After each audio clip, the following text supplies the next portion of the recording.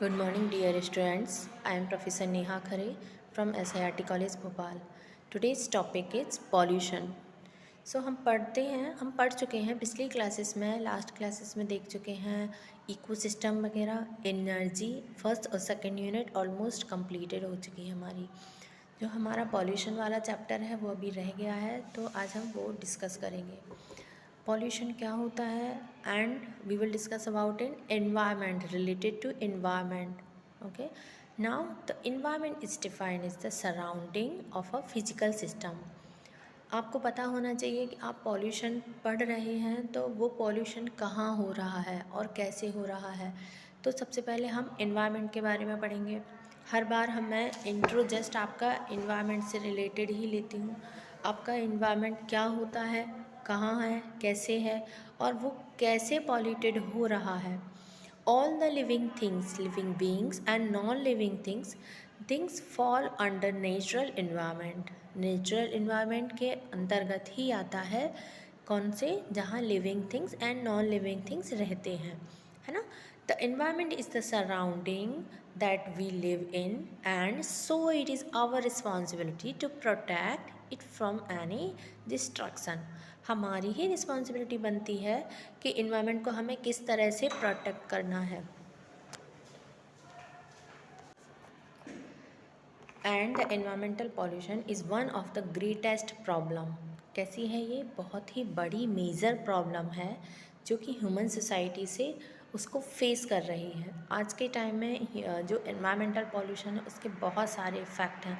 That polluted कौन कर रहा है? Maximum human bodies, air, water and soil from the three bases areas of the environmental pollution. Okay, now next one is where when there is a undesirable changes in the surrounding that has harmful effect on plants and animals, it leads to environmental pollution. Harmful effect जो plants पर और human body पर पड़ रहे हैं उनको कौन Leeds कर रहा है? Environmental pollution. एनवायरमेंटल पॉल्यूशन में ही हम पढ़ेंगे एयर पॉल्यूशन, सारे पॉल्यूशन पढ़ेंगे, air pollution, water pollution, noise pollution, soil pollution. तो हमें सबसे पहले ये देखना है कि एनवायरमेंटल पॉल्यूशन का इफ़ेक्ट क्या है, कैसे इंट्रोड्यूस होते हैं वो हमारे एनवायरनमेंट में। Pollution is a substance that cause pollution. We can have pollutants in liquid, solids और गैसियस फॉर्म। जो पॉल्यूशन होते हैं वो किन किन फॉर्म फेजेस में होते हैं? लिक्विड फॉर्म में भी होते हैं, गैसेस फॉर्म में भी होते हैं और सॉलिड फॉर्म में भी होते हैं। जो गैसेस फॉर्म में होंगे वो एयर पॉल्यूशन के थ्रू जो कंटेंट होंगे उनके, जो केमिकल्स या जो गैसेस रिस्पॉन्सिबल होते हैं वो एयर पॉल्यूशन को क्रिएट करते हैं। जो लिक्विड पॉल्यूशन होते हैं वो जो वाटर पॉल्यूशन में होते हैं, वाटर पॉल्यूशन के लिए जो रिस्पॉन्सिबल होते हैं केमिकल्स, डिफरेंट तरह के ऑयल्स वगैरह और डिफरेंट इंडस्ट्री से जो वेस्ट मटेरियल निकल रहा है वो पानी में डिस्पोज कर दिया जाता है, तो that is called water pollution. And solid pollutions they are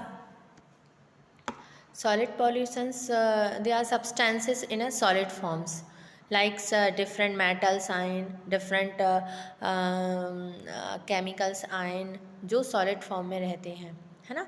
There are pollutants which can be degraded and rapidly broken down by natural process, similarly to the degradation of vegetables, ठीक है। We also have pollutants which take decades or to degrades. Okay, now start one is pollution. What is pollution? क्या होता है pollution?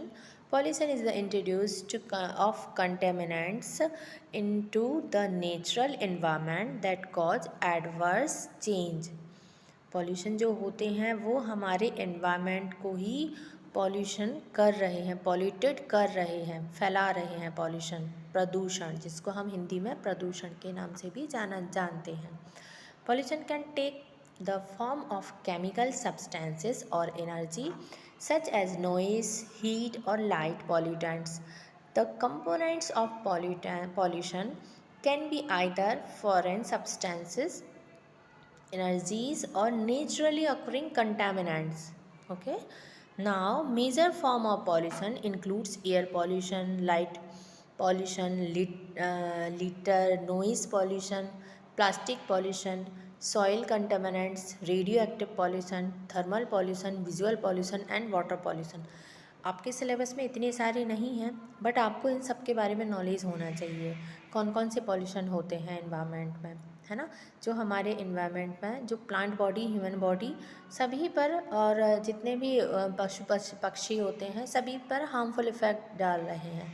Plastic pollution होता है जो कि soil में भी मिक्स नहीं हो पाता है क्योंकि वो डिग्रेडेबल नहीं है ना। नॉइज़ पॉल्यूशन है जो ह्यूमंस के लिए भी और जितने भी एनिमल्स हैं उनके लिए भी हार्मफुल इफ़ेक्ट होता है। Effect of environmental pollution, I think बड़ा करूँ मैं इसमें इसको। It has been seen that pollutants originated at a point and there the transported to other places by the action of wind or water. Okay, some pollutants are dumped into the soil by human beings. This leads to air, water and soil pollution, soil respectively.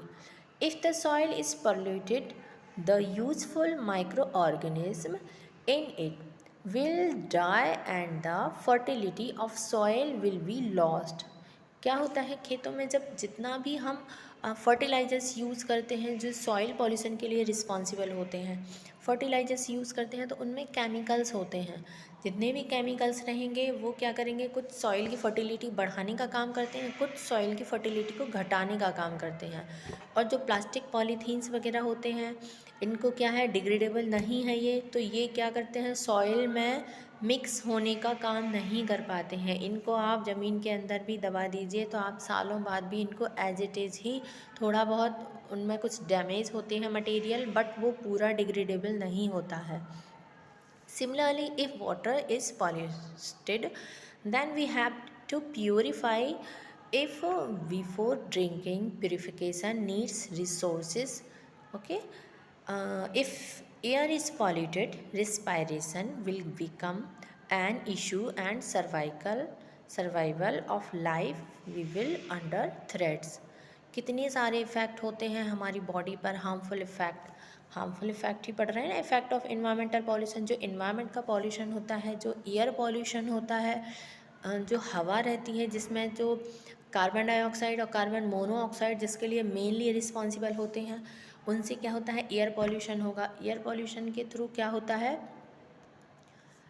Air pollution से जो lungs में बीमारियां होती हैं वो में major reasons हैं कि एयर पॉल्यूशन इसके लिए रिस्पॉन्सिबल होता है। जो रेस्पायरेटरी डिसीज़ होता है इसके लिए एयर पॉल्यूशन रिस्पॉन्सिबल होता है। We can conduct it by saying that environmental pollution will affect the if life on earth and should be reduced as far as possible. We harm the nature and in turn nature will harm us more. This should be stopped. Our survival depends on this environment. हम लोग depend हो चुके हैं environment में। जितने भी ये जो आपके यूजेबल साधन हैं आप जिनका यूज़ कर रहे हैं, हम उनके हैबिचुअल हो गए हैं। अगर हम उनकी हैबिट नहीं होती है, हम नेचुरल चीज़ों का यूज़ करेंगे, डिफॉरेस्टेशन कम करेंगे, तो जिससे क्या होगा एनवायरमेंटल पॉल्यूशन कम होने के चांसेस रहेंगे और एक बैलेंस बना रहेगा। बट क्या हो रहा है अभी, एनवायरमेंटल पॉल्यूशन बढ़ रहा है, डिफॉरेस्टेशन बढ़ रहा है, बट प्लांट की ग्रोथ कम हो रही है, प्लांट उतने नहीं लगाए जा रहे हैं जिससे एनवायरमेंटल पॉल्यूशन ज़्यादा हो रहा है। एनवायरमेंट में कार्बन डाइऑक्साइड, कार्बन मोनोऑक्साइड की क्वांटिटी बढ़ रही है जिससे एनवायरमेंट गर्म हो रहा है, वातावरण गर्म हो रहा है। Okay, now we will discuss about in types of pollution. Types of pollution में आपको हेडिंग दिख रही होगी, जो डायग्राम बने हुए हैं। First one is air pollution, second is water pollution, third is soil pollution. को बड़ा करके बताऊं, air pollution, water pollution, soil pollution and noise pollution. जैसा कि आपको डायग्राम में दिख रहा है कि इनके लिए कौन कौन से हार्मफुल इफ़ेक्ट हो सकते हैं हमारी बॉडी पर, है ना। तो they are various types of pollution chiefly arising as a result of anthropogenic causes. Okay, also contributing to pollution is globalization. Globalization के लिए ये बहुत ज़्यादा रिस्पॉन्सिबल हैं केमिकल्स के जो पॉल्यूशंस हैं। Now I think first class शायद हो चुका है, टाइम ख़त्म होने वाला है। नाउ नेक्स्ट जो टाइप्स ऑफ पॉल्यूशन है वो हम नेक्स्ट क्लास में डिस्कस करेंगे। ओके, तब के लिए बाय।